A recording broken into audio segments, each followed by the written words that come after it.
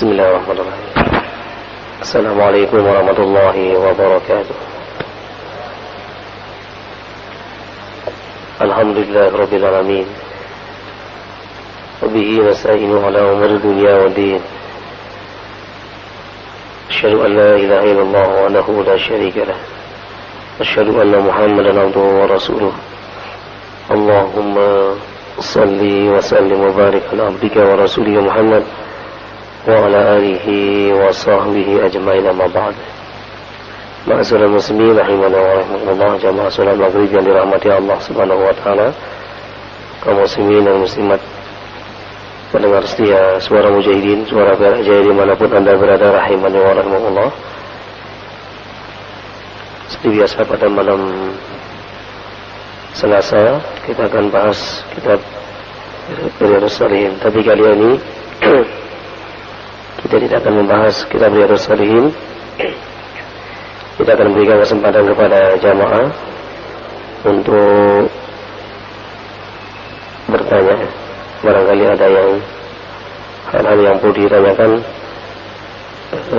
kita akan persilakan kepada para jamaah setelah saya membacakan satu hadis wasiat dari Rasulullah SAW. Hadis ini sudah sering kita dengarkan. Rasulullah SAW bersabda, ini baik dari Imam At-Tabrani, "Igtanim khamsan qabla khamsin." Perhatikanlah 5 hal sebelum datangnya 5. Yang pertama adalah hayataka qabla mautika. Perhatikanlah masa hidupmu sebelum datang masa kematian. Karena kehidupan di dunia ini sifatnya sementara. 60 tahun, 70 tahun, 100 tahun mungkin, dan pasti akan mengalami, kita semua akan mengalami kematian. Oleh karena itulah kita perhatikan betul, khususnya di penghujung tahun 1432 Hijriah ini. InsyaAllah sebenarnya kita memasuki tahun baru Islam, demikian juga tahun baru Hijriah. Kita perhatikan betul kehidupan kita selama ini, apakah sudah betul-betul kita persiapkan untuk menghadapi hari kematian. Karena kematian itu pasti datang, dan semua amalan-amalan yang kita lakukan pasti akan dipertanggungjawabkan nanti. Kemudian yang kedua, kata Rasulullah SAW, "Sihhataka qabla saqmika." Perhatikan juga masa sehatmu sebelum datangnya masa sakit. Kesehatanlah merupakan sesuatu yang sangat mahal sekali. Kalau seseorang memiliki kesehatan yang prima, dia akan bisa melakukan apa saja, bisa ibadah secara optimal. Tapi kalau sudah sakit, dia tidak bisa optimal dalam beribadah. Dan sakit ini juga merupakan sebuah ujian, cobaan, dan sekaligus dia merupakan nikmat dari Allah Subhanahu wa taala. Oleh karena itulah kesehatan yang Allah Subhanahu wa taala berikan kepada kita jaga betul. Perhatikanlah makan kita, makanan yang kita makan yang halal dan thayyib.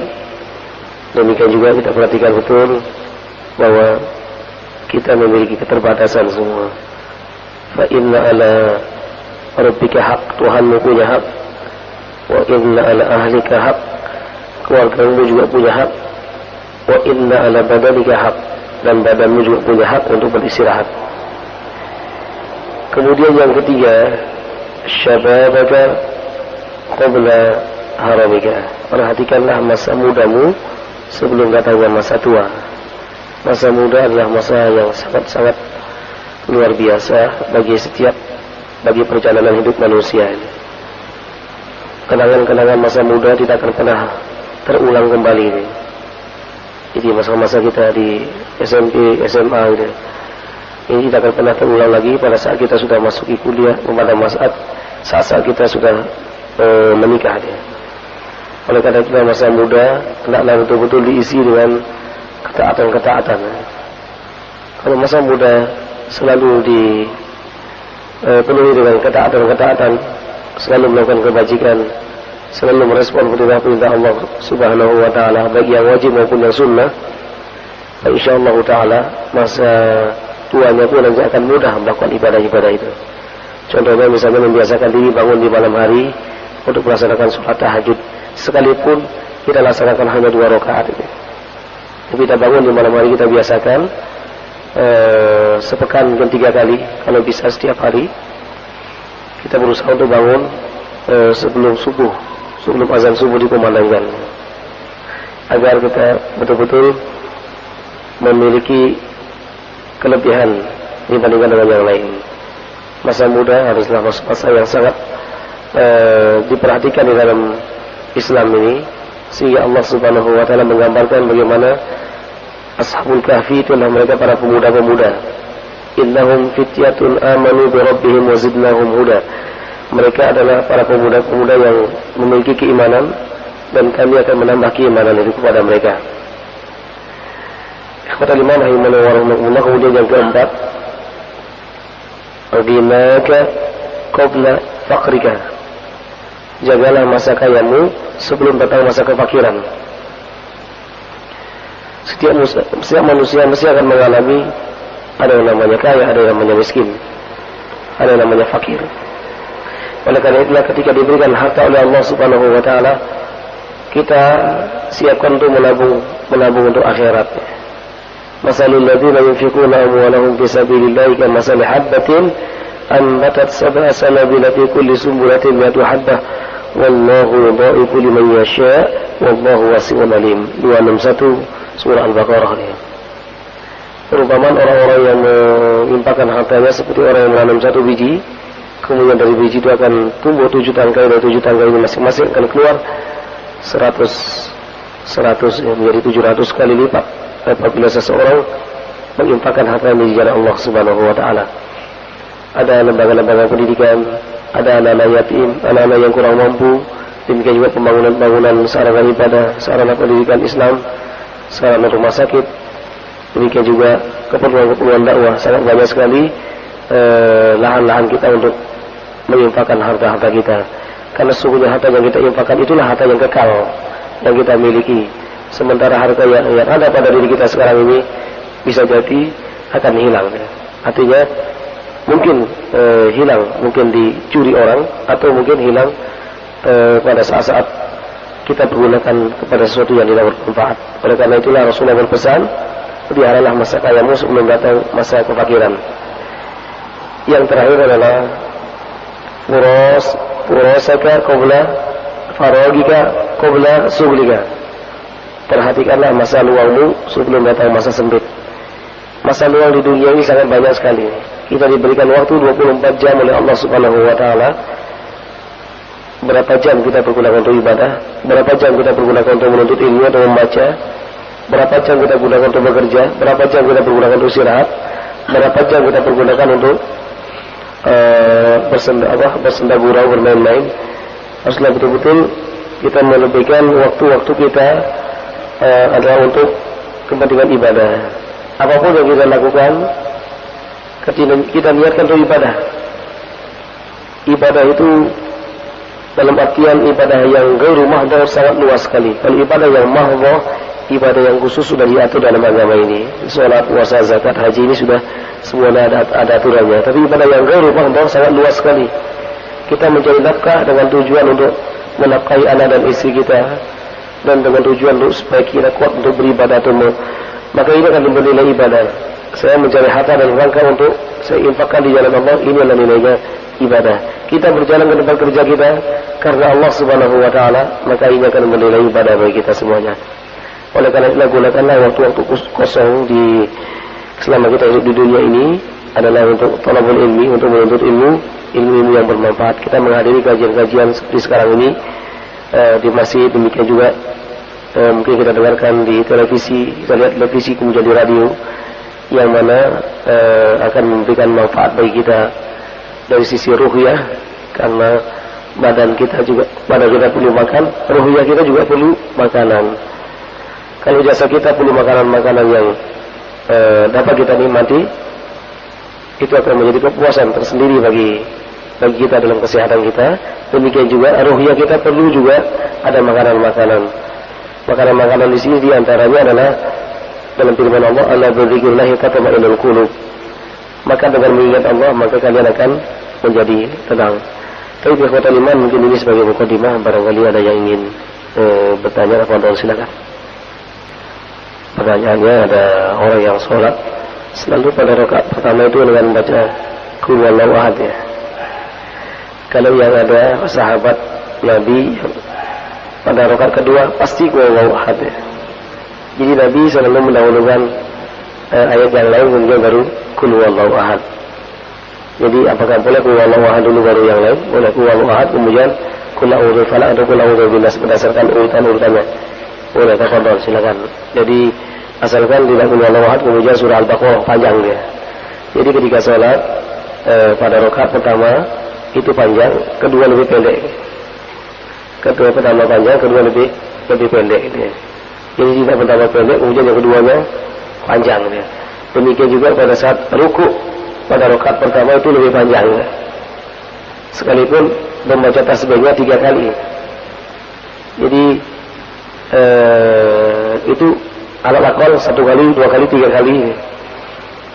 Jadi sehingga jamaah-jamaah yang mungkin masbuk yang datang kemudian dia takbir kemudian ikut ruku maka mendapatkan satu rakaat.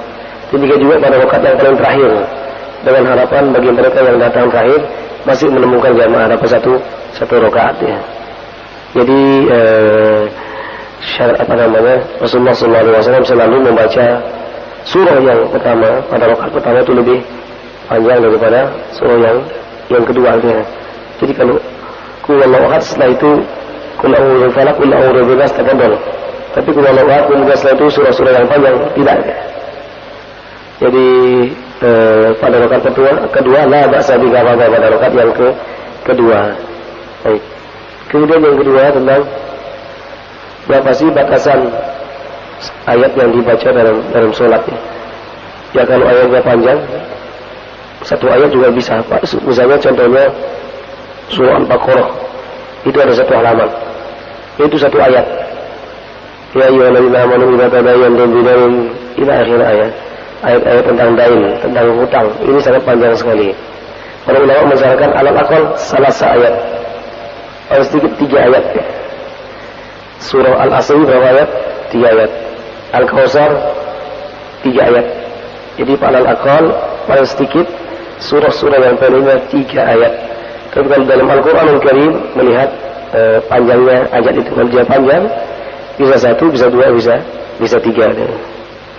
Rasulullah SAW kalau sholat subuh itu biasa membaca surah pada rakaat pertama 100 ayat.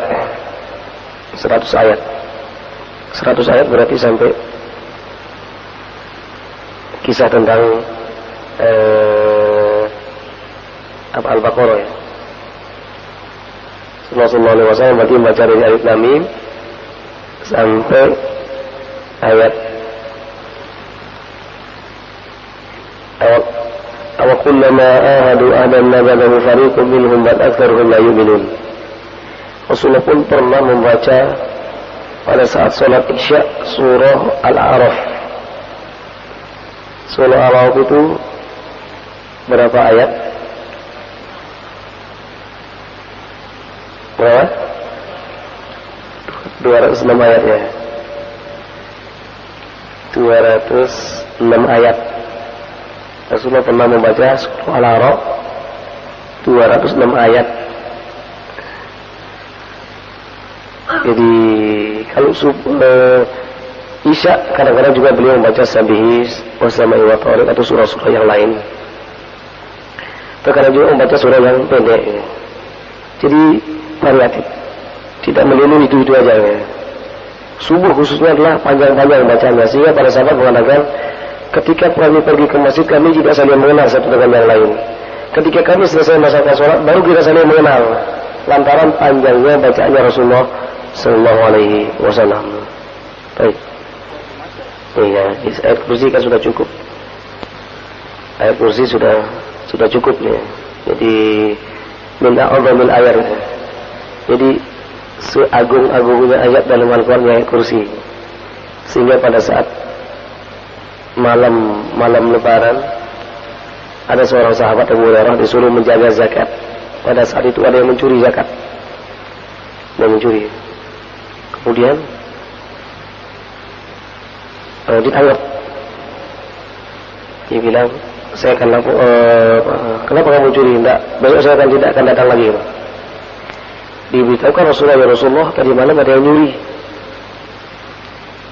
Saya tangkap, kemudian dia mengatakan dia tidak akan datang lagi. Rasulullah mengatakan dia akan datang lagi. Malam kedua datang lagi, ketangkap lagi. Dia juga mengatakan saya tidak akan datang lagi. Ini yang terakhir. Rasulullah datang lagi dia, Rasulullah. Besok datang lagi dia. Sampai 3 kali. Tangkap, tidak dilepaskan. Saya akan adukan kamu kepada Rasulullah SAW. Saya tidak akan lepaskan kamu. Jangan, saya takut dengan dia, katanya. Tidakkah kamu, katanya, tidakkah kamu tahu satu ayat yang paling agung dalam Al-Quran? Kalau kamu baca, saya tidak akan datang lagi, katanya. Kemudian dia pergi. Sudah kalau gitu kamu pergi. Rasulullah, kemudian sahabat ini menemui Rasulullah, ya Rasulullah, dia mengatakan kepada saya, kalau kamu baca ayat yang paling agung, saya tidak akan datang lagi. Ayat apakah dia, Rasulullah? Rasulullah mengatakan Ayatul Kursi. Itu cukup seseorang membaca sampai la yauduhu hifdhuhu wa la nawm lahu ma fis samawati wal ard man alladhi yashfa'u lahu illa bi idhnihi wa ma bayna aydihim wa ma khalfahum wa la yuhituna bi shay'in min ilmihi illa bima syaa wa wasi'a kursiyyuhu samawati wal ard wa la yauduhu hifdhuhuma wa huwal 'aliyyul 'azim. Selesai. Boleh. Baik, yang lain. Terkait sama materi yang dibawakan pada malam hari ini, Ustaz. Pergunakan masa mudamu sebelum tiba masa tuamu, dan pergunakan masa sehatmu sebelum datang masa sakitmu. Terkait masa muda, Ustaz, apakah masa muda itu cukup diisi dengan sholat, puasa, zakat saja, kemudian amalan-amalan yang lain tidak perlu dilakukan, atau ada tambahan amalan-amalan gitu? Apakah 3 amalan ini sudah mengantarkan seseorang itu untuk masuk ke surga dan tidak perlu melakukan amalan-amalan yang lain? Kemudian ada tadi mengenai kekayaan yang dapat hilang, kemudian dan kekayaan yang abadi. Terkait kekayaan yang abadi itu, apakah ada hubungannya dengan bangkrutnya seseorang kelak di hadapan Allah, Ustaz? Ya, yang pertama yaitu tentang masa muda, diharapkan supaya betul-betul menjaganya dengan amal-amal kebajikan. Amal kebajikan ini banyak sekali. Pernah kita sampaikan panjang lebar ayat 177 surah Al-Baqarah. Laisal birra an tuwallu wujuhakum qibala al-masyriqi wal maghrib ila akhir. Panjang sekali ayatnya. Di situ ada 3 amalan yang kaitannya dengan pertama hablum minallah. Ibadah-ibadah yang hablum minallah ini banyak, tentang keimanan, tentang ibadah-ibadah sholat, puasa, zakat, haji. Kemudian ada hablum minannas. Hablum minannas ini banyak ya, menolong manusia, berinfak, mengerjakan sesuatu yang bermanfaat untuk orang lain. Ini adalah termasuk amal-amal kebajikan. Illal ladzina amanu wa amilus sholihat. Amilus sholihat ini banyak sekali ya, amalan-amalan. Jangan kita menolong orang, kita kasih makan anjing saja kita masuk surga gitu ya. Jangankan kita menyiksa manusia, menyiksa kucing pun kita bisa masuk neraka. Dalam Sahih Bukhari dikatakan bahwa imra'atun dakhalatin nar bihabasati al-hirah. Ada seorang wanita yang masuk neraka lantaran dia memenjarakan kucingnya, tidak pernah diberi makan. Jadi ini kebajikan-kebajikan yang Allah Subhanahu wa taala sediakan bagi hamba-hambanya yang beriman. Jadi tidak hanya masakan puasa, zakat dan haji. Tapi ada seorang sahabat mengatakan, ya Rasulullah, kulli katakanlah kepadaku kulli amalan idza amiltuhu adkhulul jannah. Ya Rasulullah, katakanlah kepadaku sebuah amalan yang apabila aku lakukan aku akan masuk surga. Kemudian Rasulullah mengatakan, Qul amantu billah sumastaqim. Katakanlah saya beriman kepada Allah, sumastaqim, kemudian istiqomahlah. Nah, istiqomah di sini adalah istiqomah dengan keimanannya, yaitu melaksanakan kewajiban-kewajiban. Kemudian ada lagi seorang sahabat mengatakan, ya Rasulullah, asyhadu an la ilaha illallah wa anna muhammadar rasulullah, summa usalli 5 salawat, adkhulul jannah. Ya Rasulullah, kalau saya bersyahadatain, kemudian saya melaksanakan salat 5 waktu saja, apakah saya masuk surga? Rasulullah mengatakan, na'am in sadaqta. Iya betul, kalau kamu benar. Artinya benar dalam melaksanakan sholat itu. Ini intinya adalah amal-amalan, ada yang ibadah yang mahdhah, ada amalan yang ibadah yang sifatnya ghairu mahdhah, sangat luas sekali. Isilah kehidupan masa muda dengan amal-amalan yang baik itu. Kemudian yang kedua, terkait dengan apa tadi? Bangkrutnya ya. Ya, jadi bangkrut kalau menurut ahli ekonomi adalah ya pengeluaran yang dikeluarkan kemudian tidak sesuai dengan pemasukan yang didapatkannya. Jadi dengan modal sekian kemudian dia mendapatkan keuntungan sekian atau berimbang, ini dikatakan rugi dia. Kalau dia mengeluarkan modal misalnya 50, ternyata yang masuk cuma 10, maka di sini adalah dia termasuk orang yang rugi. Jadi kalau dalam Islam, rugi itu ada rugi yang hakiki, itu ruginya pada hari kiamat. Rugi pada hari kiamat itu kata Rasulullah, atadruna manil muflis, tahukah kamu orang yang muflis, orang yang pairit? Para sahabat mengatakan, alladzi yasuru la ma dirham wala mata. Orang yang rugi di antara kita, al-muflisu fina mana dirham wala mata, orang yang enggak punya uang, enggak punya harta. Rasulullah mengatakan, lah, bukan itu yang saya maksudkan, itu urusan dunia ini. Rasulullah mengatakan, al-muflisu fina alladhi ya'ti yawmal qiyamatin bi salatin wa zakatin wa siyamin. Orang yang datang pada hari kiamat membawa pahala salat, pahala zakat, pahala puasa, akan tetapi Rasulullah syatama hadza, suka mencela orang, suka menghina orang. Yang kedua adalah wadoro bahala, suka memukul orang. Memukul di sini dalam artiannya sedikit-sedikit ya, dan tangannya. Yang ketiga adalah wa akala mala hadza, dia selalu memakan hartanya orang lain tanpa hak. Dia mengambil barang orang ini, dia ambil seolah-olah tidak ada pertanggungjawaban, biasa-biasa gitu. Kemudian wa akala mala hadza, dia makan harta orang lain. Kemudian nanti pada hari kiamat itu akan diambil kebaikan-kebaikannya, akan diberikan kepada orang yang tadi, yang dizalimi tadi. Kemudian setelah habis kebaikannya, dosa-dosa orang yang dizalimi diambil diberikan kepada orang yang berbuat zalim tadi, sehingga mereka dimasukkan ke dalam neraka, wa iyyazubillah. Harta yang abadi, harta yang betul-betul, kita kembali kepada jawaban pertanyaan tadi. Harta yang abadi adalah harta yang betul-betul diinfakkan di jalan Allah Subhanahu wa taala, yang betul-betul ikhlas karena Allah Subhanahu wa taala. Kalau harta yang ada di saat kita di dunia ini ya bisa jadi milik kita, bisa jadi milik orang lain.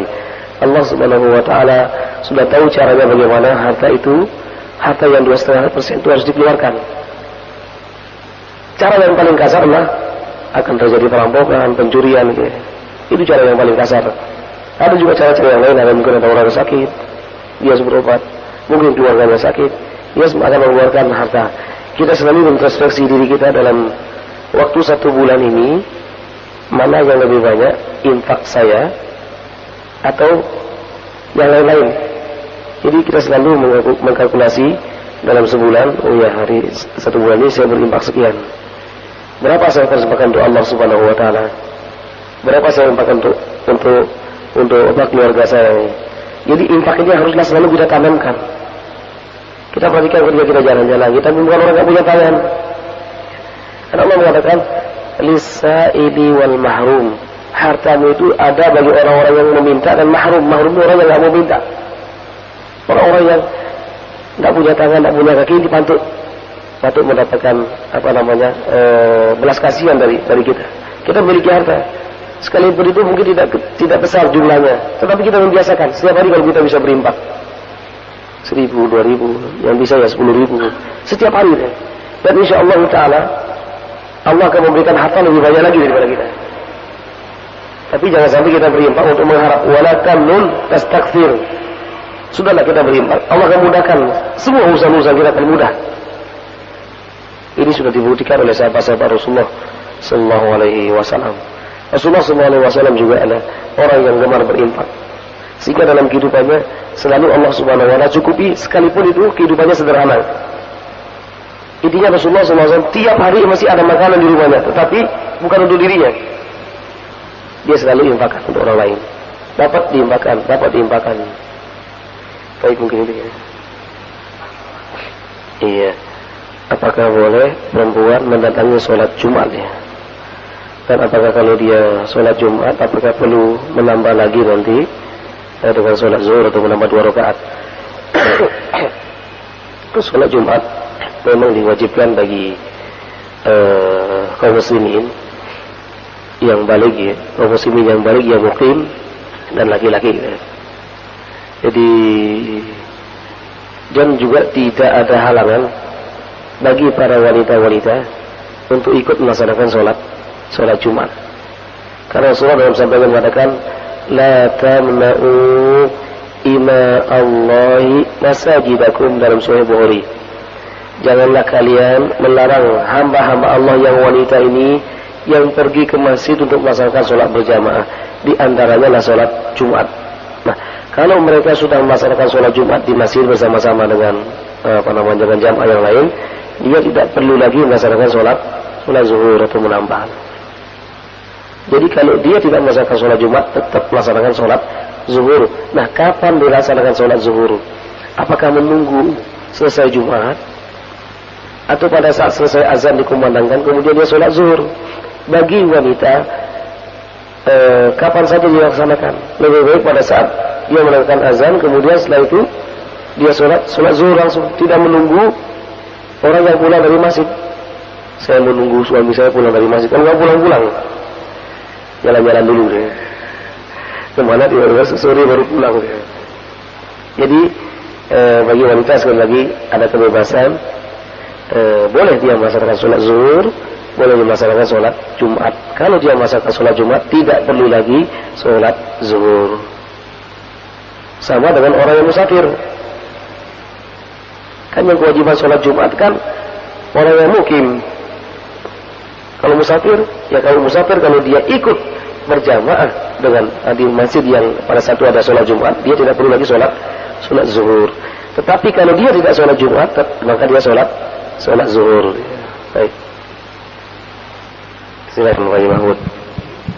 Assalamualaikum warahmatullahi wabarakatuh. Waalaikumsalam warahmatullahi wabarakatuh. Saya sering melihat Ustaz orang sholat setelah ruku itu habis sedekap ini. Ya. Dan ada lagi yang sama sekali tidak sedekap, jadi mulai takbir langsung tangannya. Gimana Ustaz? Terima kasih. Assalamualaikum warahmatullahi wabarakatuh. Waalaikumsalam warahmatullahi wabarakatuh. Ya. Kalau kita mempelajari fikih memang sangat luar biasa. Kita akan mendapatkan khazanah yang sangat luas sekali ini. Jadi kalau diperhatikan bahwa hal-hal yang disepakati itu sangat banyak, yang berbeda sangat sedikit sekali.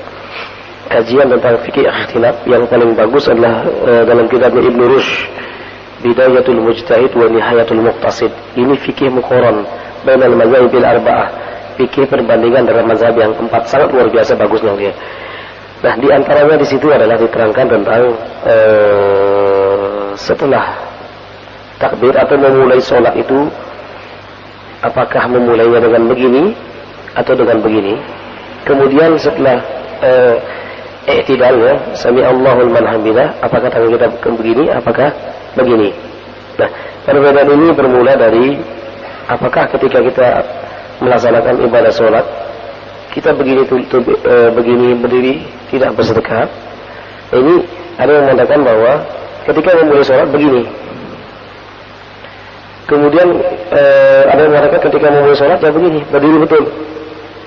Nah, sehingga ketika sami Allahu liman hamidah, tangan itu dikembalikan kepada asalnya. Nah, disinilah letak perbedaan para ulama. Asalnya itu bagaimana? Asal sholat. Apakah asal sholat itu begini? Apakah asal sholat itu begini? Kenapa adanya perbedaan? Karena tidak ada dalil yang qat'i, dalil yang jelas dalam masalah ini. Ada ijtihad para ulama. Jadi ijtihad para ulama-ulama. Ada yang mengatakan kembalinya seperti ini, karena ketika kita sholat, Allahu Akbar begini asalnya. Ada juga yang mengatakan bahwa kita begini, sebelum sholat kan begini, asalnya begini. Maka di situ tetap akan ada perbedaan, dan perbedaan itu tidak akan pernah terselesaikan. Intinya adalah mana yang kita yakini itu yang kita laksanakan. Jangan kita menyalahkan yang kok begini. Kita akan menemukan nanti lebih luas lagi masalah-masalah seperti ini pada saat kita sudah melaksanakan ibadah haji, ibadah umroh. Ada dalam mazhab Maliki orang sholat nggak begini, Allahu Akbar begini aja. Kita lewat langsung diadang begini. Tiba-tiba dia sholat. Ini orang-orang Afrika banyak sholatnya seperti itu dalam mazhab Maliki. Dalam kitabnya As-Sahnun, Imam As-Sahnun dalam kitabnya Al-Mudawwanah Al-Kubra dari mazhab Maliki di sini ada pada saat itu Imam Malik rahimahullahu taala. Jadi pada saat sholat tidak begini, tidak bersetekah begini deh. Allahu Akbar begini. Gimana? Kenapa? Kenapanya yang perlu kita cari. Pada saat itu Imam Malik rahimahullahu taala, Imam Malik itu Imam Darul Hijrah yang hidup di Madinah, meninggal juga di Madinah.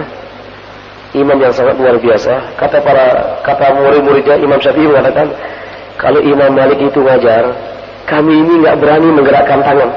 Begini-gini nggak berani katanya. Karena saking wibawanya luar biasa. Gubernur saja takut. Ketika Imam Syafi'i membawa surat dari Mekah, gubernur Mekah, kepada Imam Malik, gubernurnya bilang begini, kalau saya disuruh jalan kaki ke Mekah, saya akan mau saya lakukan daripada saya pergi ke rumahnya Imam Malik, karena memiliki haibah, wibawanya luar biasa, sangat luar biasa. Nah, pada satu fatwanya ini tidak disetujui oleh penguasa pada saat itu tentang masalah talak, saya lupa.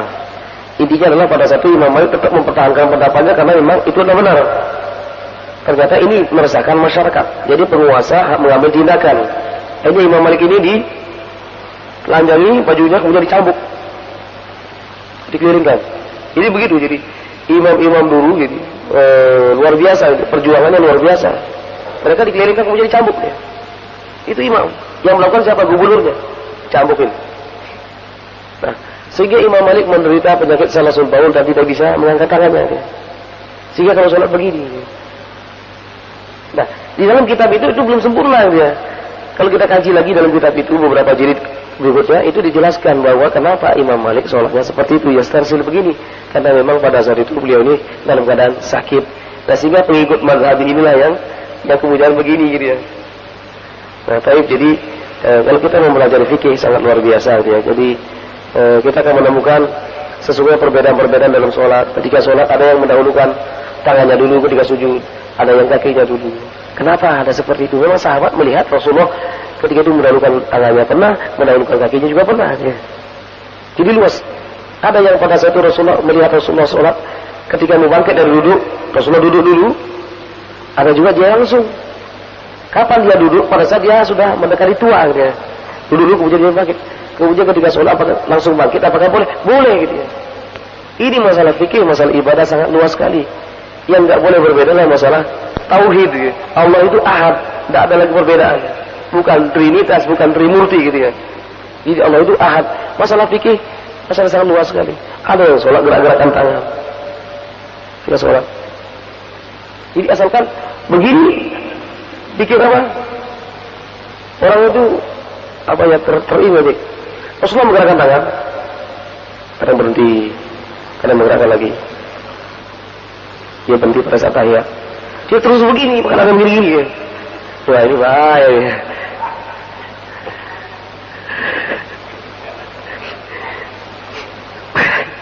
Itu ada yang seperti itu. Jadi ini kadang-kadang terlalu kaku dalam masalah. Kita lihat bagaimana sih? Karena kita lihat imam-imam masih di Mekah Madinah terlihat ada yang menggerakkan. Menggerakkannya pun tidak sampai mengganggu orang. Demikian juga pada saat bersedekah begitu. Ada yang kalau begini sekali, ini nggak sampai begini dia. Jadi sholat itu enak dipandang gitu ya. Enak dipandang, kemudian santai gitu ya. Tidak terlalu kaku gitu. Iya, kalau punya jalan ya begini-begini nih. Ada orang ini sufi, ini nggak ada di sini. Yang ada itu adalah di sini ada yang sudah juga pernah ada yang begini begini, ada yang di atasnya begini. Itu semua ada contohnya semua gitu ya. Jadi juga nanti akan ada perbedaan pada saat takbir, pada saat sholat id. Ada yang takbirnya setelah takbiratul ihram, ada yang mengangkat tangannya, ada yang tidak mengangkat tangannya. Ini kadang-kadang jadi masalah ya. Jadi Allahu Akbar, kemudian Allahu Akbar. Ada yang mengatakan wah ini NU pasti ini. Yang mengangkat tangannya ini pasti NU. Yang tidak mengangkat tangannya adalah Muhammadiyah gitu ya. Karena dia Allahu Akbar kedua tetap aja Allahu Akbar ya. Allahu Akbar. Ini juga ada perbedaan antara para ulama. Ini tafadhol silakan, yang mau mengangkat kedua tangan tafadhol silakan, yang tidak pun tafadhol silakan. Demikian juga pada saat sholat mayat yang 4 takbir juga ada yang Allahu Akbar, kemudian Allah mengatakan tafadhol silakan, yang tidak pun apa-apa. Yang penting pada saat takbiratul ihram mengangkat tangan itu tidak ada perbedaan antara para ulama. Tiba-tiba Allahu Akbar gini, enggak ada. Ada yang Allahu Akbar gini. Ada juga yang berkata Allahu Akbar. Mengangkat tangan juga sampai di sini boleh, sampai di sini boleh. Allahu Akbar. Jadi dia begini. Allah, kalau begini gimana dong? Allahu Akbar. Terbuka. Jangan sampai di sini bisa sampai di ini. Jadi tinggal masalah fikih, masalah yang sangat luas sekali. Jadi Rasulullah pernah mencontohkan banyak hal. Jadi sehingga para sahabat-sahabatnya juga memilih yang mana saja gitu ya. Jadi sehingga jangan sampai kita dulu langsung wah ini salah sholatnya ini. Kalau contohnya, padahal kita belum baca hadisnya. Tapi karena sudah habis waktunya, qauli hadza wa astaghfirullah li wa lakum.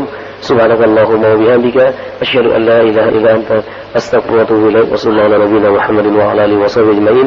Assalamualaikum warahmatullahi wabarakatuh.